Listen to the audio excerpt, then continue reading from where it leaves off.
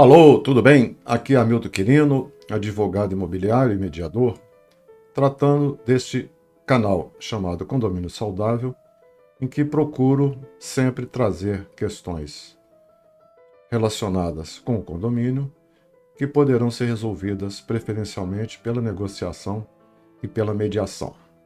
Hoje vou tratar do alicerce, da base do condomínio, que é a sua convenção. Ao falar em convenção, nós temos que falar também sobre a constituição do condomínio, o regimento interno e o regulamento interno. A constituição do condomínio, evidentemente, que precede a convenção. Como é que é constituído o condomínio? Ou através da incorporação imobiliária, que é a maioria dos lançamentos imobiliários, através de incorporação imobiliária, e há um documento chamado memorial, um conjunto de documentos, que se dá o nome de memorial de incorporação, e um dos itens obrigatórios vem ser a convenção de condomínio, que é chamada minuta de convenção de condomínio. Essa construção, que é uma construção em condomínio, quando é finalizada já existe o condomínio, quer dizer, no curso da própria obra já existe o condomínio. Quando não se tem essa incorporação imobiliária, nós temos que constituir o condomínio através de uma escritura chamada escritura edilícia ou escritura de construção de condomínio, em que 100% dos condôminos têm que assinar. É o caso de um condomínio fechado, até de um lançamento imobiliário, mas sem memorial. Então, há necessidade de se formar esse condomínio através de uma escritura de construção de condomínio para criar efetivamente esse condomínio.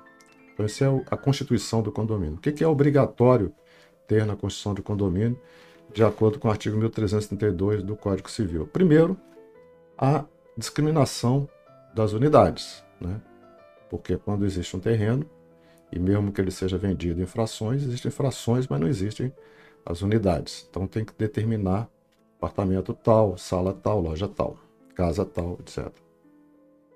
A determinação da fração ideal, o que vai representar cada unidade em relação ao todo. Discriminação da fração ideal, isso tem que constar da escritura de construção de condomínio.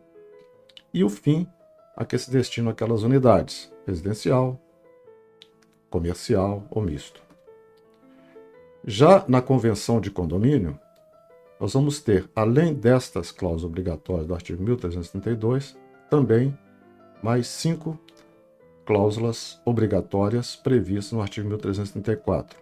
Ou seja, a cota proporcional de cada um para rateio de despesas, a forma de administração desse condomínio, a competência da Assembleia, as sanções, penalidades a que estão sujeitos os condôminos, como no caso de inadimplência, o descumprimento de qualquer norma, assim como o item 5 do artigo 1334, que é o regimento interno. Muito bem. Com relação ao regimento interno, nós vamos ver que ele é tratado ora como item da convenção, ora como documento à parte, que seria o mais correto, um documento à parte, não dentro da convenção. No entanto, esse item 5 estabelece como item obrigatório o regimento interno. Nós vamos ver o artigo 1348, entre as atribuições do síndico, no item 4, consta que cabe ao síndico cumprir e fazer cumprir a convenção, o regimento interno e as deliberações da Assembleia. Muito bem. Ora foi tratado como documento à parte, convenção e regimento interno e a determinação da Assembleia, ora como item da própria convenção. É importante lembrar que em 2002, quando passou a vigorar o Código Civil atual, o quórum exigido para alterar a convenção e o regimento interno era de 2/3. Com a reforma de 2004, quer dizer, 2 anos depois, com a Lei 10.931, foi suprimido desse quórum justamente o regimento interno. O regimento interno, maioria simples, e a convenção, 2/3. Mas como nós vamos fazer, no caso de uma convenção que tenha o item 5, regimento interno, quer dizer, parte dessa convenção a maioria simples, e o restante 2/3, o que não tem nenhuma coerência. O que aconteceu é que o legislador se esqueceu na hora de fazer essa alteração com relação ao quórum, né, de tirar esse item como item obrigatório da convenção. E se nós chegamos no registro de imóveis com uma convenção para registrar, provavelmente vai cair em exigência de nós, está deixando de cumprir um item obrigatório, né, da convenção, que é o regimento interno. Então, na prática, desde 2004, como é que a gente faz, né? Como é que são feitas as convenções ou alteração de convenções? Coloca-se determinado capítulo chamado regimento interno e transcrevem-se os artigos 1335 e 1336 do Código Civil, onde estão expostos ali direitos e deveres dos condôminos. Pode-se acrescentar um outro item, mas basicamente os principais, né, direitos e deveres estão ali inseridos no Código Civil. E faz-se um documento à parte, né, com isso cumpriu lá o registro de imóveis, então não vai ter problema, não vai ter essa exigência, mas faz-se à parte um documento chamado Regulamento Interno.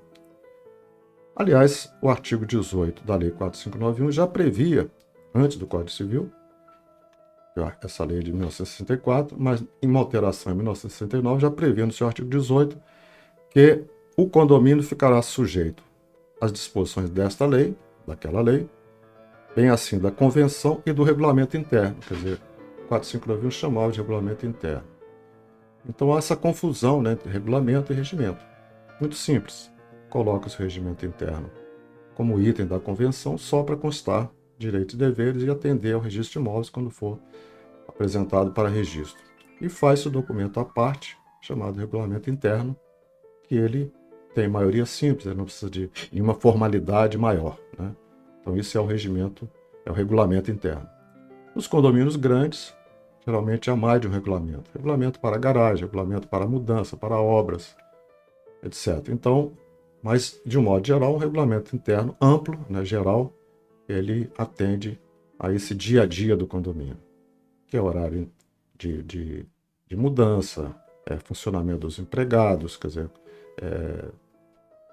como é que vai fazer uma obra, uma pintura, uma coisa, né? Dias de barulho, que são detalhes que não cabem numa convenção, que vai ficar muito extensa, e são tratados, então, no regulamento interno.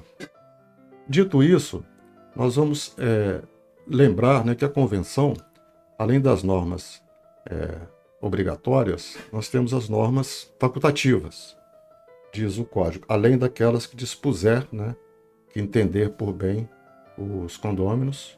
Essas facultativas é que são realmente o cerne da convenção, porque as obrigatórias já estão lá no Código Civil, é só copiar e colar, né, e aquilo ali que está previsto no Código Civil, se ficar omissa a convenção, o Código Civil vai disciplinar, né? Então, algumas normas do próprio Código Civil, elas são também obrigatórias, imperativas, outras também são facultativas, então muitas vezes a convenção tem que disciplinar. Por exemplo, o Código Civil diz que o síndico poderá ser condômino ou não, né? A convenção pode exigir que o síndico seja assim condômino, pode exigir até que seja morador.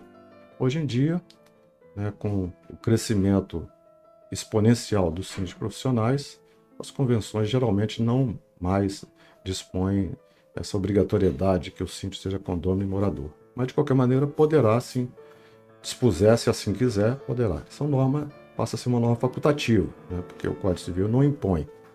Agora, vamos pensar, por exemplo, na multa de 2%. Antigamente, né, era 20%. Passou a ser uma multa de 2%. Então, a convenção não pode estabelecer multa de 4%. Já os juros, não dispondo da convenção de modo diferente, será de 1%. Então, a convenção pode ser menos de 1% ou mais de 1% ao mês. Então, são normas que têm que se adaptar, normas facultativas do Código Civil com normas facultativas da convenção. Agora, a convenção poderá estabelecer um critério para obras, né, em vez do regulamento, que disciplinem, né, a questão, né, da observância das normas da Associação Brasileira de Normas Técnicas, da BNT.